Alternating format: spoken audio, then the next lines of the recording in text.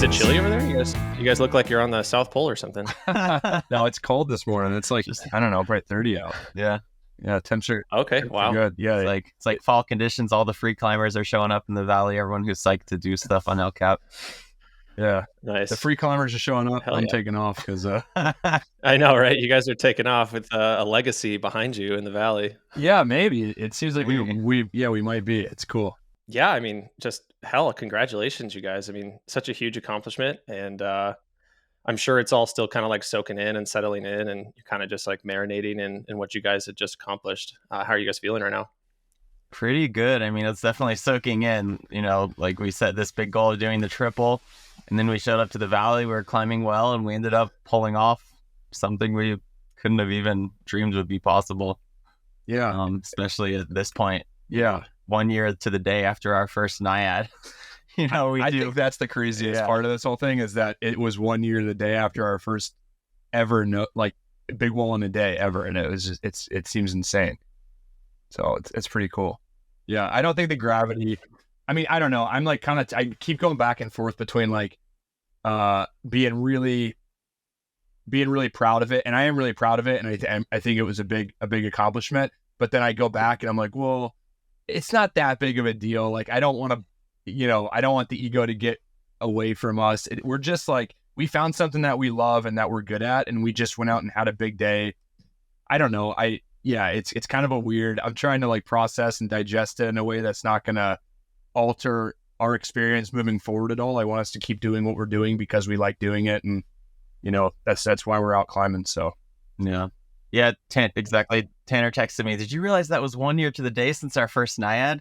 And my immediate reaction was, oh, well, if we've only been doing this a year, then obviously we're just beginners and nothing we have done must have actually been, that hard or significant. That's literally what we said. Yeah, we're like, it can't be that hard. The just total imposter thing. Like, I guess we are still kind of beginners, and it's like, no, maybe we can be proud of what we've done.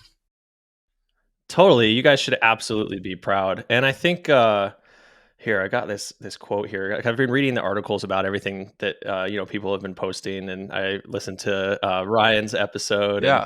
And there's definitely a lot of buzz, and you guys really built up the steam by posting about the triple as well. And so now it's just like on the tip of everybody's tongue, which is amazing. Gosh, where is it? Somebody referred to you guys as like beyond or like just less than full name. Less than household names. There we go. That's what it is. Yeah. I think that was less than. Okay, here we go. So here's a question. So this is the majority, right? This is a climbing majority podcast, and so like I feel like before that achievement, you guys were for sure in that category, and it almost feels like now you've taken your both feet and jumped across the line, and now you're in this like new chapter of your lives. I mean, you guys literally just made climbing history, and I think that's like not to go overstated or understated. I'm still anticipating somebody coming out of nowhere and being like, "Oh, I did that 2 years ago." I don't know why. It just feels it's such an obvious progression, and it's like, well, how the hell are we the ones that just got that done? It seems we're not like crushers. We're not. Again, we did our first night a year ago. Like, how are we the ones that just did that? It seems kind of improbable, but it's cool. It's very cool. Every time someone says first Ascent, or even when I say I think we're the first ones to do this, I feel really timid and shy. Like, I don't know if I really want to claim that because it's so common now that people say, "Oh, I was the first one to do this," and then they find out that some random person did it 10 years ago. Yeah, the news articles have been saying that. I don't think either of us have come out and been like, we were the first ones to. Well, no, it's not true. I said we were the Quadfathers. That was pretty definitive. Yeah. I know. I like that coined term. Yeah, sure, I would be happy if somebody came out and were like, oh, I don't know, I'm not happy. I don't know. It's just kind of like it seems like kind of a delicate thing where I don't want to make any assumptions and take credit away from anybody else that might have done something good. But as far as we know, it's never been done, and we assumed that we were developing this as a first. And if that finds out it's not true, that's totally fine. We had a great. It doesn't change anything because the reason that we did it was because we wanted to see what we were capable of. And these news articles are coming out that says, "Oh, you did this the fastest. Oh, you were the first ones to do that," and that's cool. And I mean, I don't mind receiving the accolades, but that's not why we You're did just like, it. wait, guys, wait. Let's make sure it's true. Let's make sure it's true. It just wasn't the goal. Otherwise, you make us all look bad. And it has nothing to do with our motivation. Our motivation was just that we love climbing in Yosemite, and it's a great challenge to see how much in Yosemite you can climb in 24 hours. So we went out to try to find that out this season, and we did the quad, and we had a great day. We did it in 22 hours, and we're happy with that accomplishment. So, the whole first and speed record and all that is just kind of icing on the cake. That hasn't absolutely. Mike brought up a good point after we did the triple, because we got done with it and it immediately felt like we weren't done. We didn't really celebrate after the triple. There was all this big hype about we broke the speed record. The triple's not a speed record. It has never been a speed record as far as we know. It's just like it's for completion. And people just want to do, it's just good to complete in a day, but people do it in all different styles, and they do it human powered lately. And it's not about doing it fast. It's about seeing how much you can do in 24 hours. So it was cool that we did it in under 18, but all that showed us was that we didn't fill the day with enough climbing because we had 6 hours left. So we were never after a speed record. I transparently don't care about the speed record. It's not really important to us at all. It just showed us that we didn't go big enough because we had all this time left. And I think it got really blown out of proportion. And I think Gripped was the first one that reported, and they were like, Alex Honnold lost a speed record. Alex Honnold didn't have the speed record. Brad and Jim did. So that was inaccurate. And then that wasn't our goal. That wasn't, and then it got kind of construed as this like we went out to beat the time, and that was never the intention. The article, and then they corrected it, and they said, they beat Honnold, they beat Brad Gobright and Jim Reynolds. We didn't beat anybody. The thing is, you beat someone at a chess game, you beat someone at a tennis match. In climbing, you just go out and see what you're capable of. Yeah, we're not competing. We don't care about a record. We just wanted to have our own big day, and we did, and it was awesome. And then we said, look at all this extra time. We should do this again next weekend and do more, because if you have any time left on the clock from 24 hours, is time that you could have been still climbing, and you didn't. So we kind of called it early on the triple. So the quad seemed like an obvious next progression. So. Yeah, we were so happy to have completed the triple, and we came down and our friends were down there, and Hannah had a bottle of champagne, and we were so happy. And then the next morning we were both laying in our beds, texting each other, 5 o'clock. Okay, next weekend, 5 o'clock. We should go for it again. It's maybe the only thing crazier than doing a day like this is doing it twice in a week. Yeah. I saw the article that Gripped came out with right when it posted, and honestly, I saw that article I thought it was like an AI bot wrote it. Someone took some news they found on Facebook and just spewed an article out in 15 seconds just to try to just to try to catch the time without any fact checking or realizing anything that they're saying. What were you guys' thoughts on how they represented you and what the purpose was behind their article? Yeah. Okay. Hold on. All right. This bugged me. This bugged me bad. So their first article, I just want to preface this. We're not owed any recognition. I'm not owed an article. I don't deserve a whole suck piece on how good we are at climbing or whatever. But if you're going to write it, be a fair reporter and be objective. And their entire article about the triple, from headline to the last sentence, was about Honnold. Somehow, literally the headline was Honnold loses speed record, which he didn't have. So you were wrong from the headline. And then the entire article was about Honnold and will he come back and take it? And this is how he did the triple when he did it. Whatever. I obviously you're throwing out Honnold's name because you want the clicks. It's super lazy writing.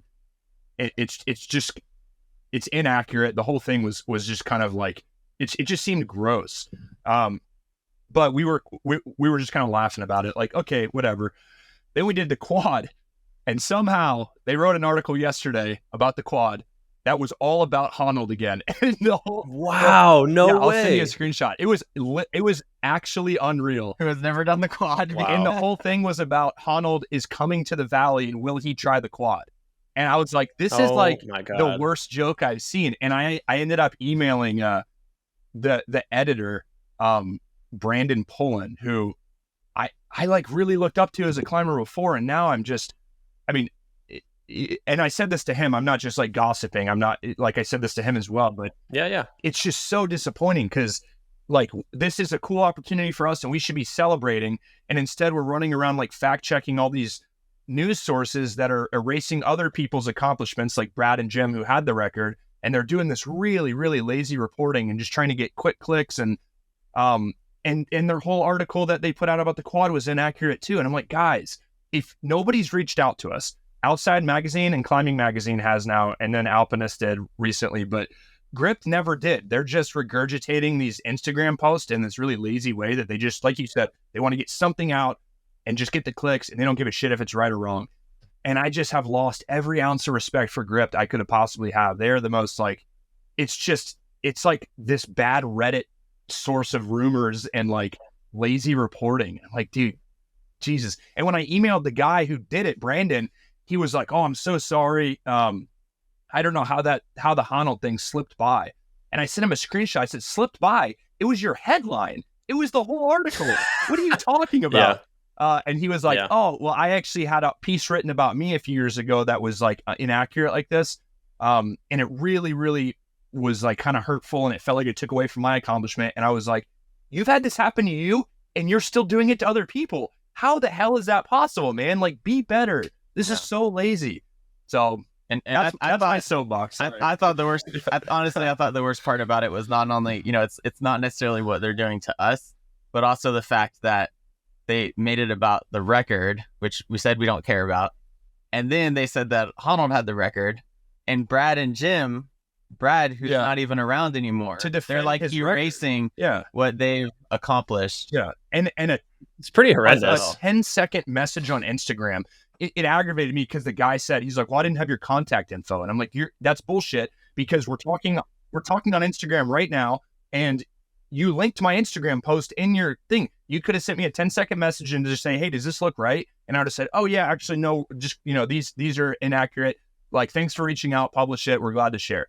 They didn't even take 10 seconds to do that. Yeah. So I don't even know how someone's reporting on something that they haven't reported on.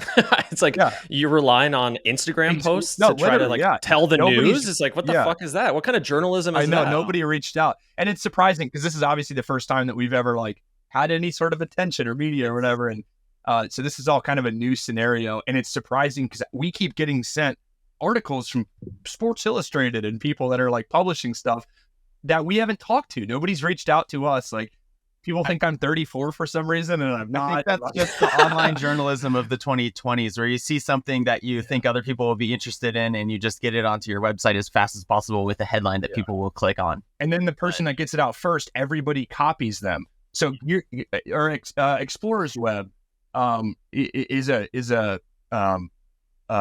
media source that I really do look up to. They did a bunch of reporting on Vitaly's White Sapphire Ascent recently. They're a very reputable source. But they just regurgitated the Gripped article. And I messaged the guy because I'm trying to clean these up because I don't want Brad and Jim's speed record to get lost. And I just want to have accurate facts or don't report at all. I don't care if you don't report. I don't need an article about us. We don't need to be recognized for this. But if you're going they need it. They need your story. Yeah.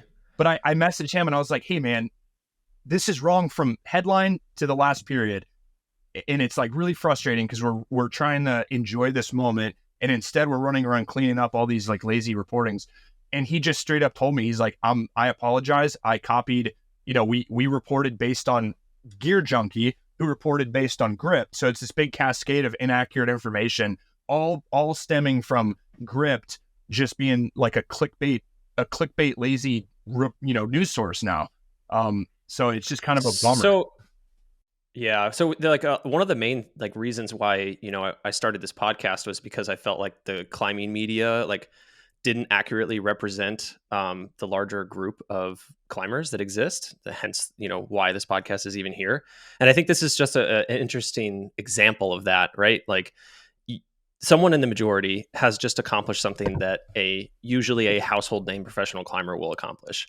And the climbing media has to spin it in a way where it's still about the professional climber and it's about the professional group of people. Yeah. So like, Micheal, what do you think about how like that reflects climbing media? Maybe it's like, it's too hard to blanket everybody, but is there like a disparity there, you think? Like, why do you feel like Gript went after that? Well, I don't really want to criticize anybody because, even these guys in the climbing media, what are they doing? They're trying to run a business. I totally understand that.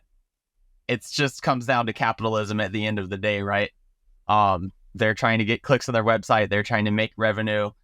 But even if you're running a business and you need to get your clicks, I think just the fact that they report things that are objectively, factually incorrect is really disappointing.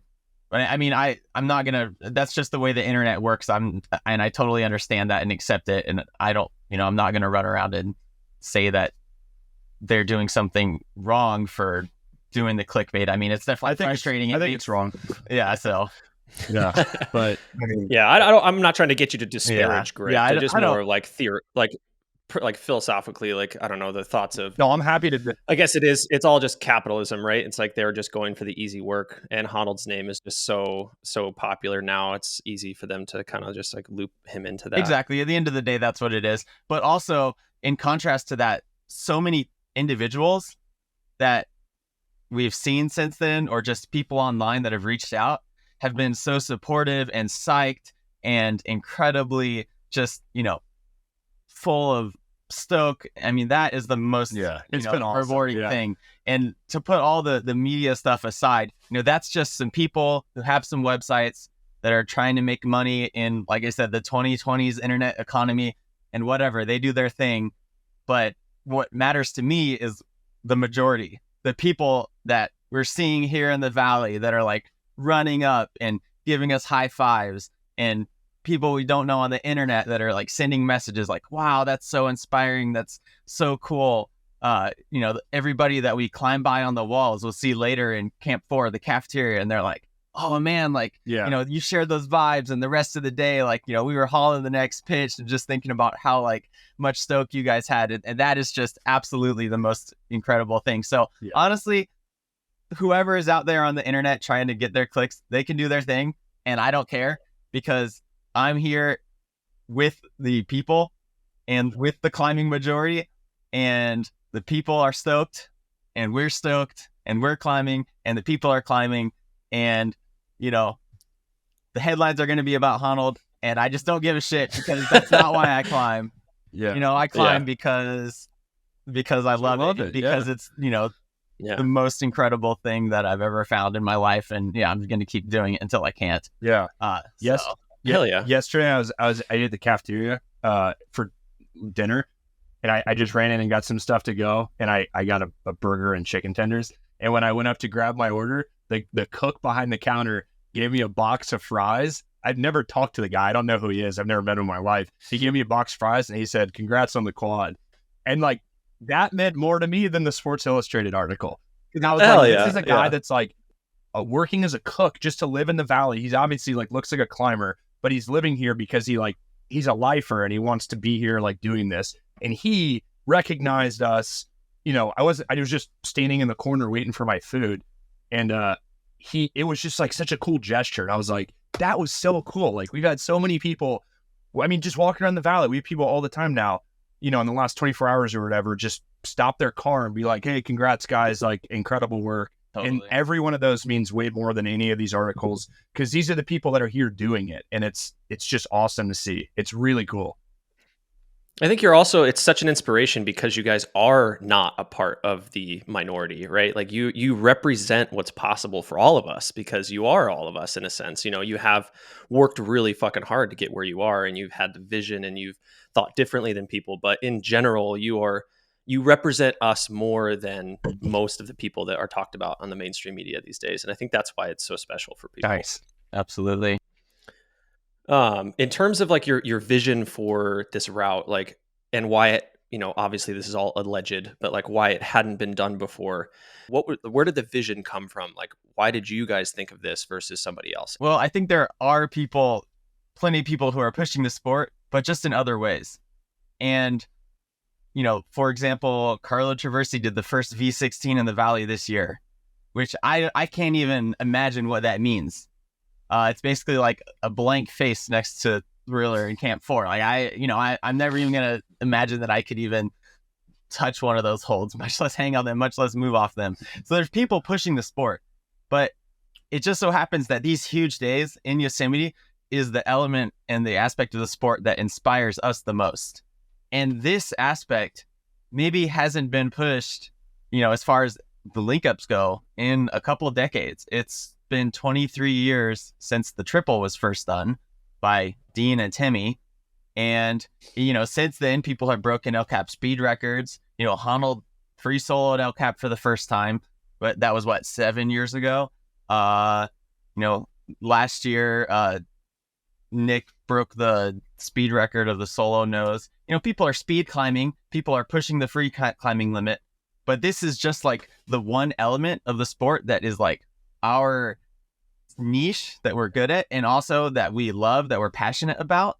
And we saw the opportunity to do something new, push the sport forward in like an inch, and I feel an inch, a millimeter, whatever it is. And the other thing about this challenge is that the nose was first done by Harding in months or years, was it several years, these siege style, and then Robbins and his partners came and did it in a single push, and then it was done in one day, and then Backer and Croft added half dome. And it's like this thing about seeing how much you can do in less time, how much you can do in a push, how much you can do in a day. And the goal for us was to see how much we could climb in the valley in one day, in that 24-hour period. So I think we mentioned it earlier. So when we did the triple, we did it in 18 hours. And we said, okay, we haven't answered the question. We haven't found out how much we can climb in one day. So for us, just personally, we're going to go out and try to figure out what that is. Does that mean we can add another grade 6? Does it mean we can add another grade 5? What is an iconic wall in the valley that we can add? And we talked about a few different routes. We said, well, the column is this iconic wall. So many people come to Yosemite, and the south face of the Washington Column is the first big wall route that they climb. Every tourist that comes to Yosemite that's just, get some pizza in Curry Village, they walk back to their car and you see Half Dome and you see the Washington Column. It's this beautiful, huge formation. If you just, take a tour around the valley, you're going to see it. You're going to recognize it. We thought, well, that is a beautiful, classic, iconic piece of rock to add to our big day, to add to our challenge. So, and it's perfectly lined up. We left El Cap. On the way to Half Dome, it's literally sitting there. You have to walk by it to get to Half Dome anyway. So we said, well, why don't we just stop and add that and, see what we're capable of. So besides like the inspiration and its location and meaning to people, like when I thought of and again, forgive me for my ignorance here, is the triple the 3 tallest peaks in Yosemite Valley? Yeah, it's like the biggest walls. Are they the 3 biggest walls? Yeah, I think so. The only other one that would be... Is Washington Column the 4th tallest? No, or is it?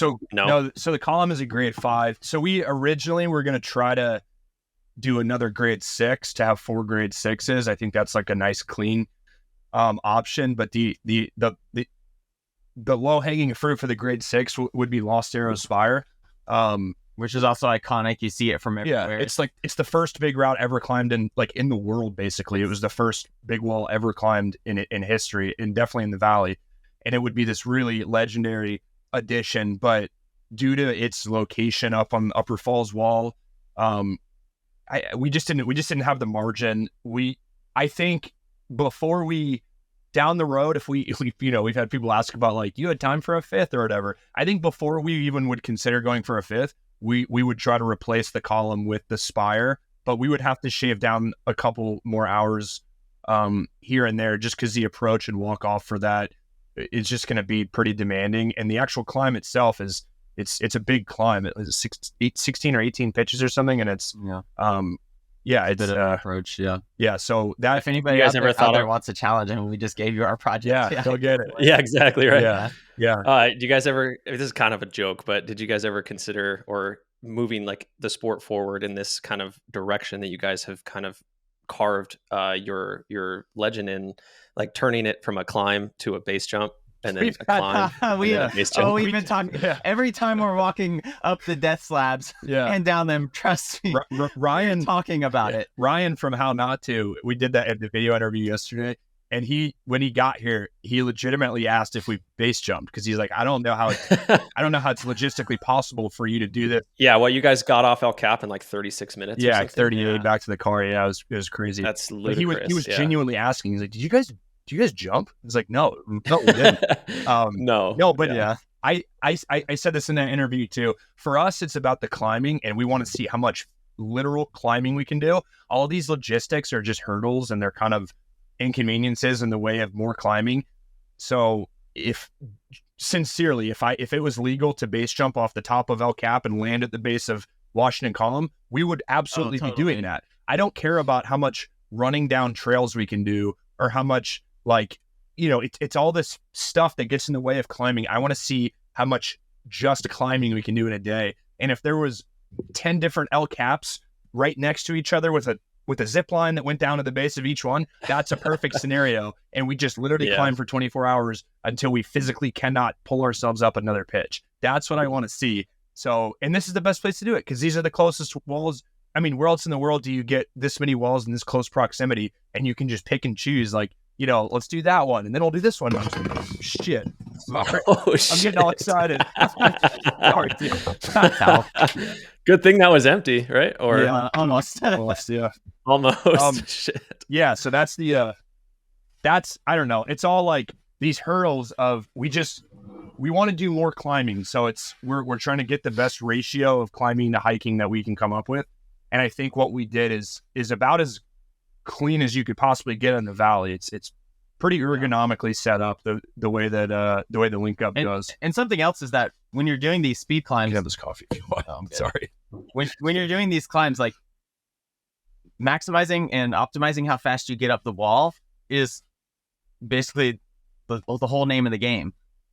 And we're pretty good at that, like figuring out the logistics, but also the part in between of doing the link up adds more logistical chess game to figure out.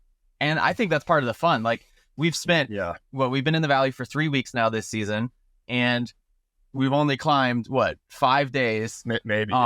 And in between, so that means we had all the rest of 15 days of not climbing, and they've all been. We spent all those days sitting down, talking about it. We can do this, we can do that, we can move this over here, we can run down here, we can have our gear here, and that whole game is this whole fun strategic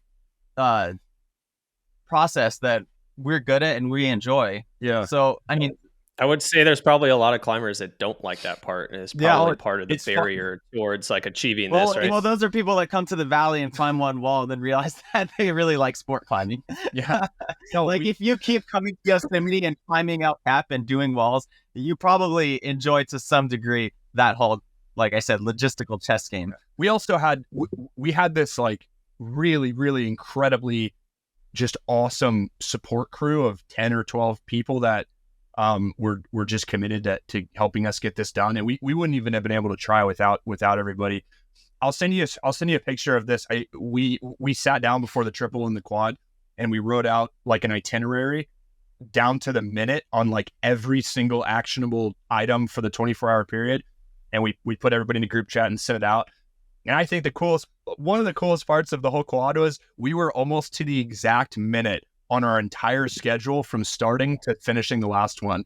And I was like, we're going to top out El Cap at 3:00. And we topped out at like 2:55. And then I said, we'll be at the van at 3:45. And we were there at 3:43. And I said, we're going to finish at 2:00. We finished at 1:50. And like, we were almost to the minute. It was so cool.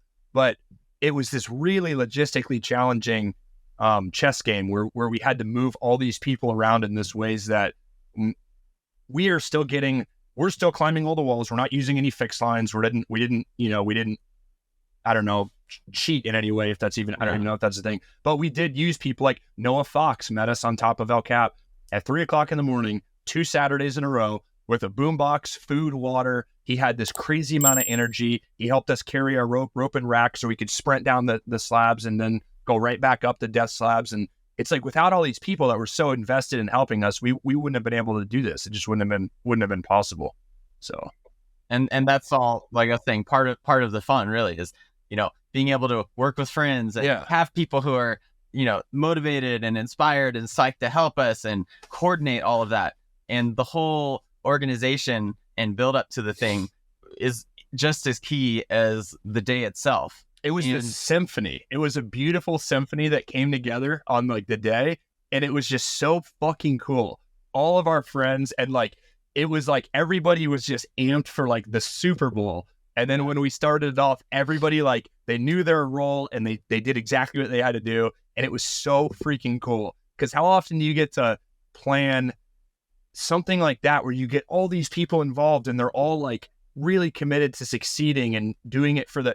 And I feel selfish that we were the ones that got to do the climbing. Yeah. Like, everybody was equally important in this success. We were the ones that get the name in the, you know, the headlines or whatever, but like everybody had a huge role in this. We just happened to be the ones that got to do the climbing, but other people were involved just as heavily. So like we nailed it on the 88 pitches of climbing, but on the whole 22 hour plus before and after thing, it was a whole team, and it was the whole plan, the whole logistical preparation. I mean, it wasn't just the 88 pitches that yes, went well, but honestly, I mean, just as proud, if not more proud, of the entire process from last week till today, where, you know, we had to set everything up and everybody came together. I mean, that's the most inspiring part to me, because yeah, if you climb one pitch well, you climb 88 pitches well, but if you can, you know, set up this really complicated goal, and just everything flows perfectly, like Tanner said, to the minute, exactly the way we planned. I mean, that was just totally satisfying. Yeah.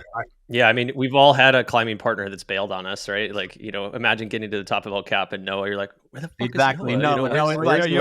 Or like Hannah, you're trying to get to Hannah at the van, and she's just like, oh shit, I'm sorry, I just woke up. You're kidding. like, fuck, yeah, you know? Yeah. No, I mean, pulling up the last pitch of El Cap, like, I just remember I'm up there. It's like, okay, we were whatever, halfway through the night. It's 3:00 in the morning. Definitely feeling a little bit tired. Like I lead the upper part of the nose, and I was definitely feeling it a bit.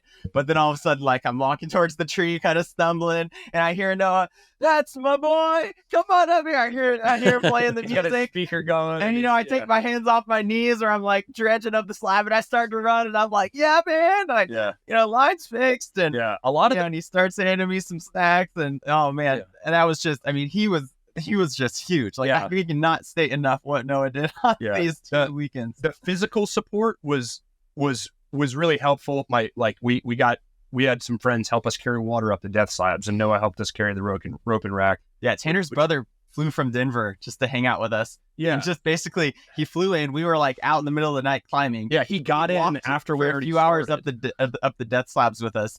And basically, that was the only time we really saw him, right? And then he flew home. Yeah, he flew from Colorado. So the physical side of help was big. I think those are the only 2 times we got physical help, was carrying the rope and rack down from El Cap and then water up the death slabs.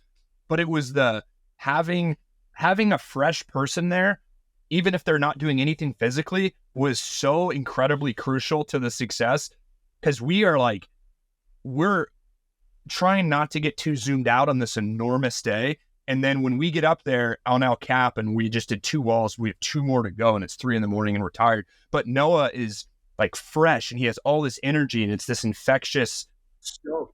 Yeah. And you like, it just brings you back to reality, or maybe it takes you away from reality of like how brutal it is. But exactly. My brother flew out here from Denver, literally was in the valley for like 20 hours. He flew out just to hike up the death slabs with us and meet us on the summit of Half Dome.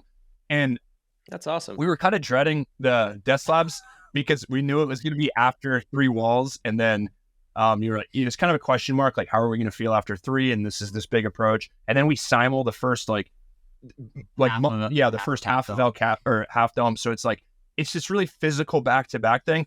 And my brother met us at Mirror Lake at 8:00. And we hiked up together. And I literally forgot that we were like doing a link up. I was just so stoked to see him, and we were catching up and telling jokes and just talking shit and hiking. And then next thing I know, we were at the base of the route, and like just having a fresh body there, much less my own brother, was so, I mean, if it was just Mike and I doing that, it would have been pretty grim. It would have been, I think we wouldn't have been talking. We would have been just like really deep in the pain cave. But everybody that volunteered to just join us and just be a a fresh presence was invaluable. It was incredible. Because that's the thing, when you're on the wall, when you're doing the climb, you're like, oh, this is great. I'm climbing this beautiful wall, and it takes all of your attention. But then once you're just trudging up a steep trail, you're not really focused. It's not like when you're climbing and on some beautiful classic route. You're kind of just actually recognizing that you're in the pain cave. So when there's someone just making casual conversation, it's crazy how quickly your mind just fixes everything in your body. Because it's such a mental, psychological game to accomplish a day like this, that if you just have any help just snapping your mind out of it and just having a normal conversation, like you're just going on a hike with your friend instead of your 16 hours into, and 70 pitches in. You're like, hey, how you doing? Yeah. Oh man, I'm kind of hurting. Exactly. And then it just starts to spiral. And we walked to the Washington column, just the two of us. That was one of the hikes we did alone. Yeah. And that hike that was like definitely the worst hike. We're hiking uphill. We had just the two of us. Pretty heavy bags and stuff. And it's kind of a slog. Have our racks and rope. Yeah, we weren't talking. Well, the thing was that we were actually that was like the one time where we were a little negative. Yeah. Oh yeah. We were like, oh man, I don't know about this. We were 100% confident, like the whole way from before until after, except for those like 20 minutes where we're just doing this like half-mile uphill walk, just the two of us. And then as soon as we're on the wall, we flake out the rope, we start climbing, and it's back to normal. Okay, we're rock climbing. We know how to do this. We were confident. And then we came down from the column and we were back with friends for the next hike uphill. And I mean, that is just huge, either climbing or when you're walking, having a friend with you. So. Yeah, we even like passing parties and stuff on the wall, because just literally just seeing another human that's not in doing the thing you're doing is like, it's enough to just momentarily distract you. Just being able to see somebody, oh, where are you from? Basque. Oh, very cool. I'd love to visit it one day. How you liking Yosemite? Like the little 5-minute chat as we climb through is like, it's just a good reset on the slow spiral down that just inevitably happens throughout the day. So it's interesting how much of a critical part that was to your guys' success. Like, it sounds like just the support alone by Hannah driving you guys around and someone being at the top of El Cap, just the psych support that you guys needed to achieve something like that is remarkable. Huge, yeah. Which definitely makes me appreciate even more people who have done huge solo records. Yeah, Alpine solo climbs like Uli Steck or Colin Haley or these guys. Like wow, that's after seeing how much the psychological help of our support, even when we had each other, added. Like wow, those guys are on another level. Yeah, I was about to say, I think most of my mentally most challenging days I've ever had are solo days in the Alpine, where I have these big objectives by myself, and it's just you have to be so deliberate about putting that doubt into this box in your head and just burying it as deep as you can, because as soon as it seeds, you're fucked, and it's just as soon as it roots, you're done. And this is kind of like a solo day, because Mike and I we're never together. We short fix or simul every single pitch on all 4 walls. We're not together to talk. We meet up generally one time on an entire wall for 4 minutes to change shoes, and then it's like, all right, I'll see you on the summit. So the only time, the rest of the time you're alone and you're in your head and you're thinking man, it's 2:00 in the morning, sun's not coming up for another 5 hours, it's cold, we're 50 pitches in, we have another 40 to go. You kind of start to get in this rabbit hole of doubt, which kind of got me on the triple last weekend. Was I kind of got into a bit of a grim spot mentally for a bit. But it just goes to show that just an ounce of positivity and energy and stoke from a third party is night and day different. It resets the clock immediately, and you're good for another hour or 2 hours until you inevitably start to spiral again. So or another story from the quad that kind of shows the importance of the psychological thing is, we like to play music in our iPhone or our pocket when we're climbing. And on my block on the nose, it's 2 a.m. and I'm playing music out of my back pocket. And I got up to Camp 6 and there was a bunch of people vivvying there in their portal edges. And I was like, okay, we're already being obnoxious enough, climbing through them with our headlamps. And I tagged gear behind this guy's G7 pod while he was trying to sleep. But I'm like, okay, I'm going to turn my music down just to be a little polite instead of like blasting techno music at 2 a.m. So I turned my music down. I get up to the top of that pitch and I was in the zone just climbing, and I had forgotten that I turned the music off. And a few pitches later, I'm like, oh, I'm in so much pain. This sucks so much. And then I was like, oh, I turned the music off. That's why, and then I turned it back up and I was just back to flow state. Like, okay, just distracted, just listen to some tunes, climbing up these cracks. Oh, this is great. So just having something, having a friend walk with you is huge, but even just having some music playing, totally changes the game, which is just so impressive. It's such a takeaway from the whole thing, how much everything in your body and the feeling physically mentally is driven, absolutely affected by your mental state and your mindset. Do you, how key was your partnership together for this ascent, or could you guys see, with the same kind of preparation, doing it with another partner? The same kind of preparation as in climbing together for years. Yeah. Maybe. Yeah. So expand on that. Yeah. Like people like Tanner, but there's maybe a few out there. And yeah, if I spent 3 years climbing with them, maybe it's possible. But could I just go find someone else in, the El Cap Meadow and go do this next week? Absolutely not. Yeah, no way. Yeah. So was it just the fact that you guys had been climbing for 3 years together, or is there something else about the partnership that really made this kind of something, this achievement possible? I think there's some luck that we're both just for some reason, really good at this specific thing, physically, mentally. Neither of us have been climbing that long, but we both have other athletic backgrounds, in endurance, and that we can bring into this. And we've been climbing long enough that we're, we can climb 5-10 cracks really well.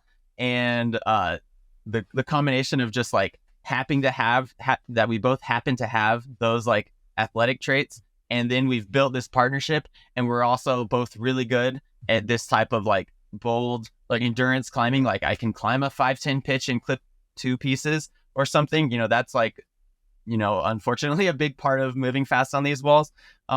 It's just the luck that we're individually have the right skills, and that we've built our partnership over the years. Yeah. Yeah. Tanner, how do you feel about it? I think our partnership, I've talked about this on Instagram, is the only reason that we even could attempt this. We have good, I feel weird talking about myself like this because I don't want it to be I'm bragging or boasting, because I'm not, but I think we're both very fit for this specific kind of climbing right now. I think this is really important. We both have very similar risk tolerance, which is absolutely necessary for you both to be on the same page with the tactics that we're using. We're both, I think, really good at bold climbing where we're confident. So we're happy to do these, we're happy to make a double rack last 11 pitches if we need to, because we're confident climbing these pitches. And I think we're both just really intentional about staying positive and stoked. And I think we know each other well enough. When Mike had the wheels kind of falling off on El Cap, it was obvious. It was obvious when it was happening. So as a partner, I started ramping up my own, I was giving him on belay whatever energy I could. Hey, turn your music back on. We got this. This is our chance. This is going to be history. Doing my best to recognize that and try to bring him back to the center as much as I can as well.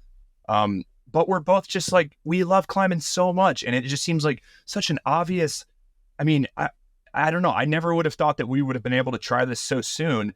We floated this idea for 5 years down the road. One day the quad should be possible in theory based on times and whatever. But just due to our partnership, we're both, I read you that quote at the end of our last one that Mike posted about us having the audacity to just try. And we're both really similar in that we're so happy to go set some heinous goal that seems laughable and just go try. And if we said it with the quad, if we didn't get it in under 24 hours, that was fine. We're totally okay with that, as long as we did the 4 walls in a push, because that would be the first 4 in a push or whatever. So we were totally cool with that. And we just wanted to go, we knew we could do it. We wanted a really engaging and fully all consuming day and we got it. But it was only a result of the years of work that we've put in to do this kind of climbing together and understand that I have chores to do on belay, so I can pay out like 10 armfuls of slack while Mike's climbing, and Mike's not going to look down and be like, what the hell, dude? You know, he knows that that's happening. I know that's happening when he's belaying me, but I also know that he's going to catch me. And I know if there's a ledge below, he's not going to let me hit the ledge. Or, you know, it's just this really implicit trust that we have just from years and years and probably thousands of pitches of climbing now together, that we're just, we're both after the same experience, and we can only get that experience with each other because you can't do this stuff by yourself. It's just, I love it. Most people can't. There's one person who can, but no, it's just awesome. It's great. I think the partnership's the only reason that this got done. So. And honestly, that's one of the most rewarding things about this whole endeavor, because how many times in your adult life or your entire life do you have the opportunity to build a partnership with another person where you can spend weeks and years setting a goal, planning a mission, sitting around, working out the logistics, executing, flowing like a freaking, you know, expert team.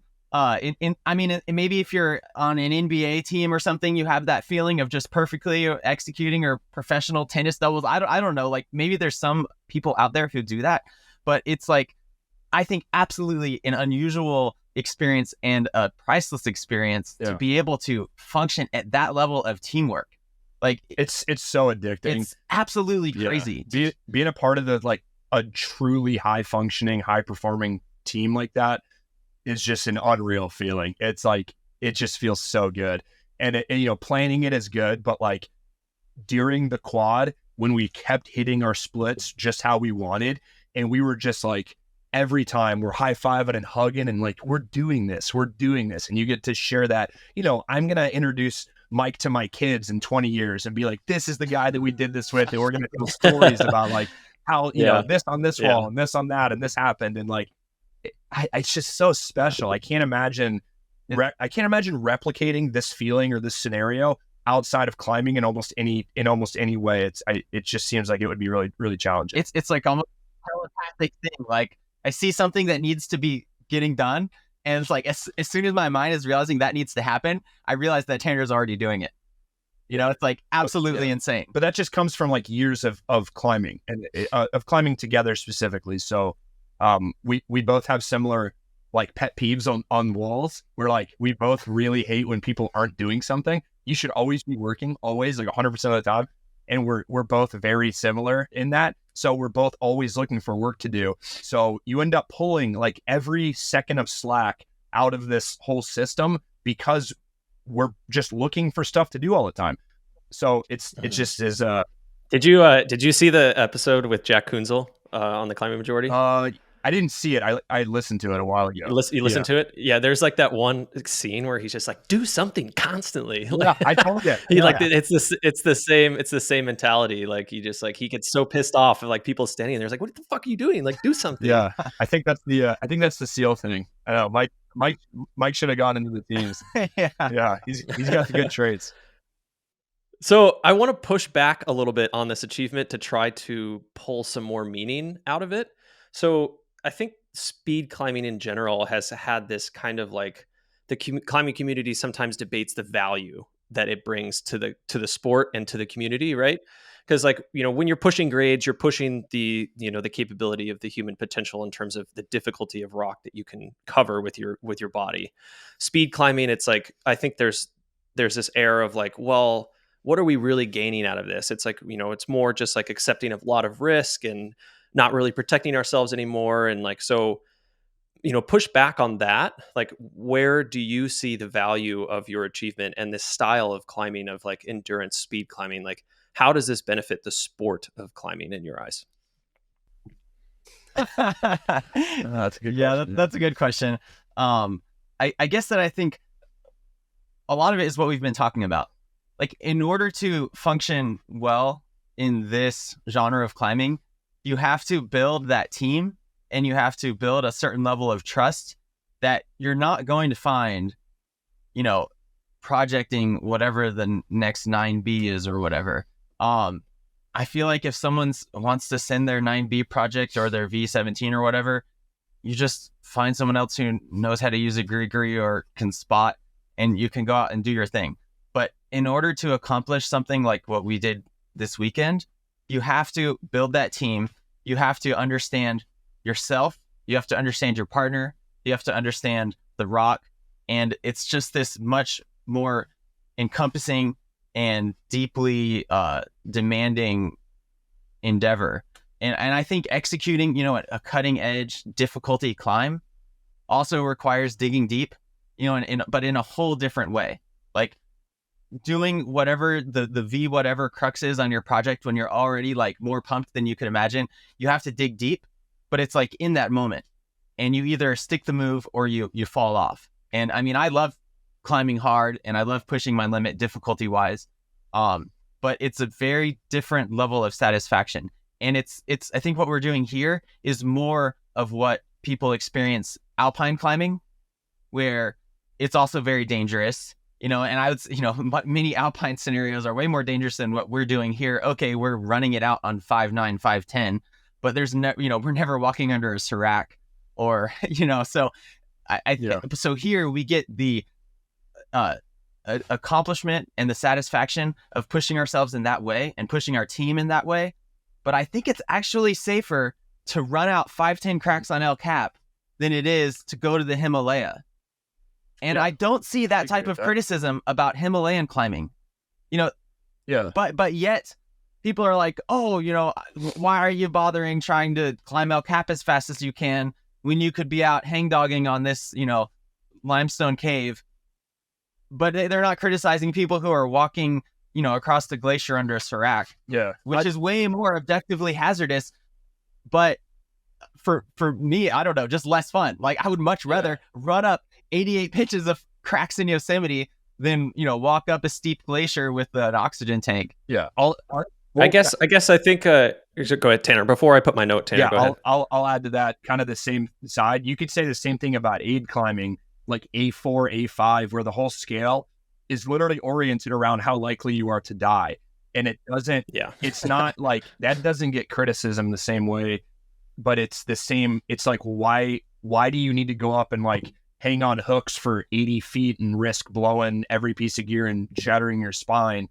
It's not for anything. I think the term speed climbing is weird to me, because we're just climbing, we're just wall climbing, but we're doing it efficiently and moving quickly. But we're doing, speed climbing is no different than you saying, I'm going to do the nose or I'm going to do Half Dome or whatever. But speed climbing gets this negative connotation. We're doing the same thing everybody else on El Cap and Half Dome are doing. We're just doing it quicker and more efficiently. So it's not like, yes, we're running it out, but we'd probably be running it out anyway, because we're, even if we weren't speed climbing, we'd still be climbing them like relatively similarly. We'd just be, placing maybe 2 extra cams or whatever, because we're going to get them back at the top of the pitch. So when I think of, you ask what good it does for, I guess, the sport. I don't know if it does any good for the grand sport. I don't know if any of this means anything ever to anybody, but it's the act of just setting a goal and working towards something and achieving it, I think, is really valuable. Like we talked about last time, the manufactured adversity, like picking something hard and then working toward that for no other reason than like you're passionate about it and you want to do that. And it gives you an opportunity to have this purpose around something that, it might not mean anything to anybody else in the entire world. And it's the stupidest thing ever and nobody gives a shit, but it was important to us and we worked toward it, and we grew together as partners and friends and climbers, and we accomplished this. And that's really valuable for us. And hopefully for other people too, because I think because of the experience we had, it was such an incredibly positive and significant, impactful 24-hour period that I hope somebody goes out and does it again and has the same experience, because I feel like it taught us a lot about ourselves.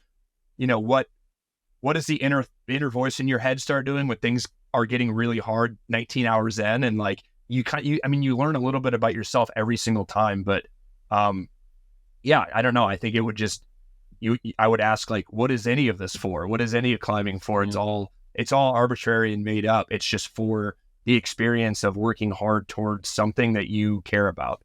So Yeah, and I don't yeah, again, I'm pushing back on this it's a good because it's question. great for conversation. I think, instead of hyper focusing on the risk aspect of the criticism, I think that I want to pose this question again with more of like a juxtaposition of like going out and establishing first ascents versus establishing like big link ups. Like, how do you see them like related at all? Like, I could see the argument of like, oh, first ascents, you're giving back to the climbing community because you're increasing the amount of climbs that people can do, and you're expressing your art on the wall because you're creating a path and a vision that no one's seen before. So do you see parallels in kind of the vision for the quad and like that kind of aspect of progressing the sport? Yeah, absolutely. It's like, we're not establishing a new line, but you're just showing that it's possible. So it's like I'm probably going to butcher this, but I think something like the 2-hour marathon was thought to be like 100, or no, it was a 4-minute mile. It was a 4-minute mile was like 100% impossible. This will never get done. It's physically impossible. And then as soon as it got done like a shit ton of times because you just showed it was possible. So I think we're not establishing a new route or a new line or something, but we're opening this door in a psychological way for the community that people just see that, oh, this is possible. And hopefully people that are stoked on these big days capitalize on that opportunity to repeat this and have the same experience. So it's not creative in the way that we looked up at a blank wall and saw like, these edges that connect and we put it up and somebody can have that. But it is similar because we're establishing that it's just, we brought it from fantasy to reality, so whatever that's worth in terms of creating. It feels very creative when we're sitting down and discussing the whole plan, though. It's like and even if someone's repeating a link up, if someone's doing, the El Cap half dome link up for the first time or just their Naiad for the first time, you have to sit down with your partner and find exactly how you're going to execute this extremely complicated thing. Doing a 10 pitch big wall in a push for your first time, or even just a multi pitch if it's your first time up, whatever it is complicated, and you have to work out all the logistics. So the bigger the day gets, up to 4 big walls and 88 pitches, you have to create your entire strategy. And that strategic process is creatively satisfying. And I don't think that it's any less meaningful than, I don't know, like you said, seeing a new line. So. Mm-hmm. Yeah, cool. Awesome. No, I wanted to hear your guys' reflections on that. And I think that to like wrap up the reflection thing, I want to ask each of you like personally, and I guess I'll start with Tanner and we'll go to Mike. Like, what does this achievement mean personally to you? And like, how has it shaped your view of yourself as a climber and how you are going to be continuing this sport and your passion? Yeah, I don't think again, this like, I feel weird talking about myself like this because Mike and I both really consistently degrade our accomplishments like instantly, and we're trying not to do that here. But I don't think the gravity of it is really set in. I don't know if there is gravity. Maybe it hasn't set in because there's not gravity. It seems like an impactful event. It seems big, and if somebody else did it, I think I would be like probably freaking out about how insane that is. But for some reason, like Mike said, I don't know, us doing it 1 year after our first Naiad, that logically tells me, well, it must not be that hard. Some people they must have just not wanted to do it. That's why it hasn't been done. It must not be that big of a deal. But it was, I don't know. I don't think the whole scenario is really set in on, I'm not like randomly more sponsored today. I'm not making more money now. Like, nothing's changing. We just did this goal. And, honestly, what changes moving forward is we can go back to free climbing more, which is what we're both really excited about. But besides that, I don't know. It's been really meaningful. I think the biggest thing I took away from the quad was the community support. I cried on the top of Half Dome just a little bit for the first time in like 15 years. And it was because I was so overwhelmed by the show of support from we had 20, 25 people meet us on top and celebrate. I've never had in my entire life, I've never had a group of strangers like that mobilized together to support me for something that was so well, I mean, of any kind, but especially something that's so meaningless and stupid. And we had this this industrial effort of all these people, some of which I don't know well at all, but will now be friends for the rest of my life. And it was just an unbelievable experience to have that many people that like believed in us. Because they wouldn't have done it if they didn't think we were going to be successful, but they all came together, and like being on top and seeing 25 of my friends up there, like clapping and cheering, and they were rooting us on. And like, they were like, this is history. You guys did it. And everybody's got their cameras out, and like, it was so overwhelmingly positive. I wish I could bottle that up and like just drink that every day for the rest of my life. It was such a cool experience. So I don't know. I think that was the biggest thing, was that like, if you have enough people who believe in something, you can do basically anything. Anything is possible if you have the right support and you have the right people that have the right mindset and stuff like that. So, yeah. Hell yeah. Mike? Yeah, no, I think that's kind of similar to some of my big takeaways, because basically what it comes down to is whenever you set a goal for yourself that seems ridiculous, if you believe that you can do it, then it's possible. And I guess if we find out that someone did this 2 years ago and never talked about it, then it doesn't take anything away from it. This has nothing to do with being the first to do this, or being the fastest, or, anything like that. It just has to do with ourselves seeing something that we think is extremely difficult, but believe is possible, and going to find out and testing it. I'm a scientist. You make a hypothesis, you design an experiment, and you test it. And that's exactly what we did. It's like a science experiment to discover your own metal. Like, what can you do? And the answer is probably going to be a surprise if most people actually go out and conduct that experiment. I think most people will be hugely surprised with what they're capable of if they really take the effort to find out. Yeah. And I think that is a huge takeaway, because if you had asked me a year ago, after we did our first night out, or even better, before, are you going to do 4 walls in 22 hours next October? I would have laughed. I'd be like, I'd be stoked if we do the double next October. But we just did it because we put in the effort to find out. And we did 3 and we weren't satisfied. And we did 4. And I have to admit, we're already talking about going bigger. I mean, I definitely want to go sport climbing next. But that is a certain mindset to discover what is inside of you that I think brings so much value and understanding to your life. And I mean, if there's any other takeaway, it's just that doing something like this for yourself, like we wanted to discover what we're capable of, is also able to provide meaning to someone else out there. Just the fact that one person said they're inspired and that they're psyched and they're stoked to see us doing this, that, people talk about climbing is inherently selfish and that whole train of thought. The fact that like we went out just to find this for ourselves, and we inspired all of our friends that Tanner said supported us along the way and met us on top, that were there, that this meant something to them and to strangers. And it's just mind-blowing. So again, like I wrote a few weeks ago, just have the audacity to go for it. Just try. Yeah. Who cares? If you're not failing, it means you're not trying, that hard. Which again, I just always want to follow it up with, that's fine if that's your goal. If you're just out climbing because you just want to be outside and move, and it's strictly a hobby, that's 100% fine. There's nothing wrong with that.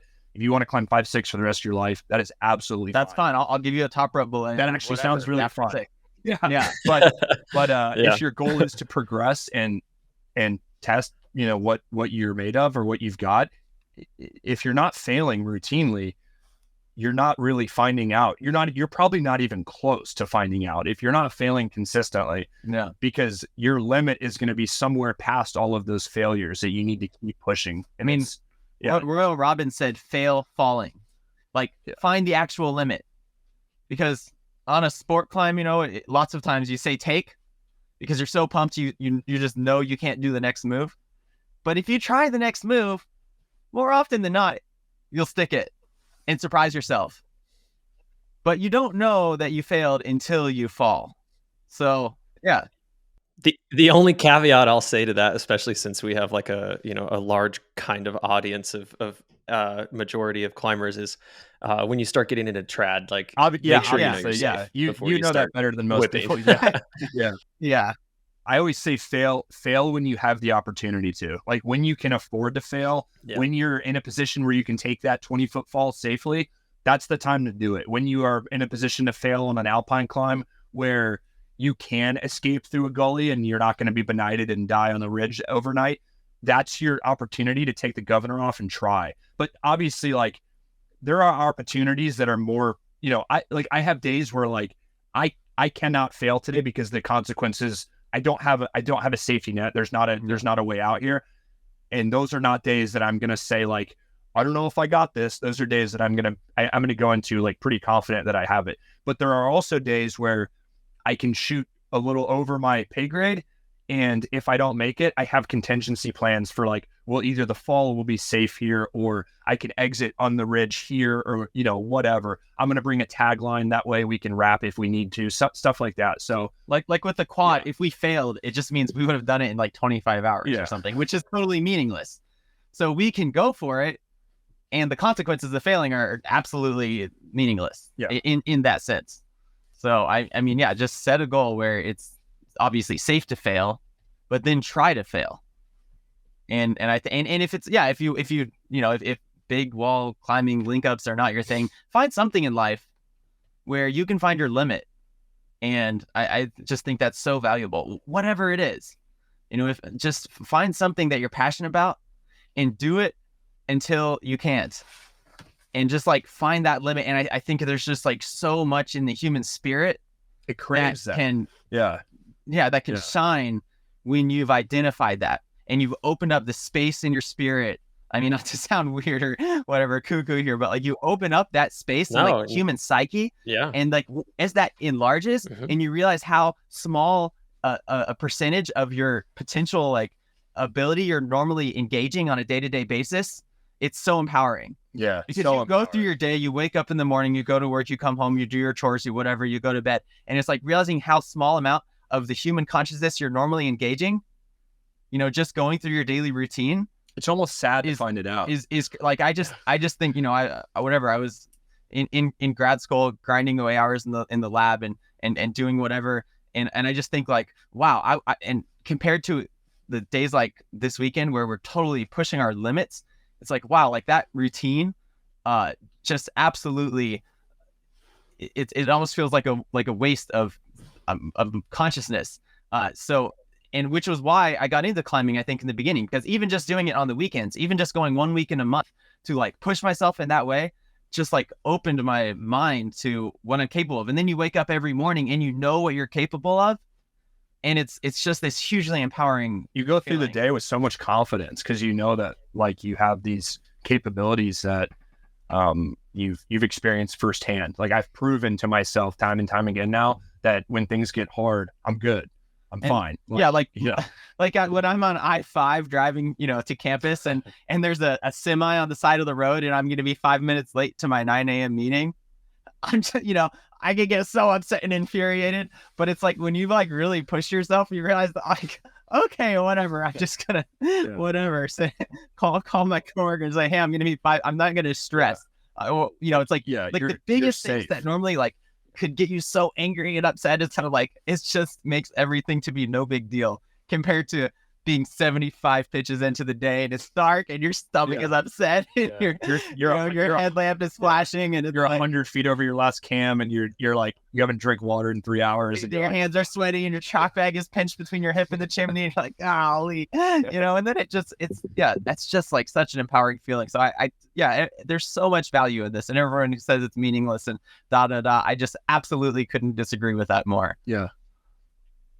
Do you call at 9? I do a call at 9. Okay. He has a call at 9. I just want to give you like a 20-minute So warning. No, I think This is good. I'm happy to leave it here. I think the ending on reflections on everything is exactly where I wanted to kind of leave it. So unless you guys have anything else that you specifically, felt like we missed or you want to share, like this is your opportunity to kind of get that. No, I just think I think the last thing I felt, this is just like a thought I had last night again. I feel like we had an obligation to try this because we knew we could do it. And I didn't think that we had to do it for any other reason than the fact that we were that we were able to. I think the fact that we felt this obligation to try to push the sport forward, an inch or whatever amount that we would have done by accomplishing this.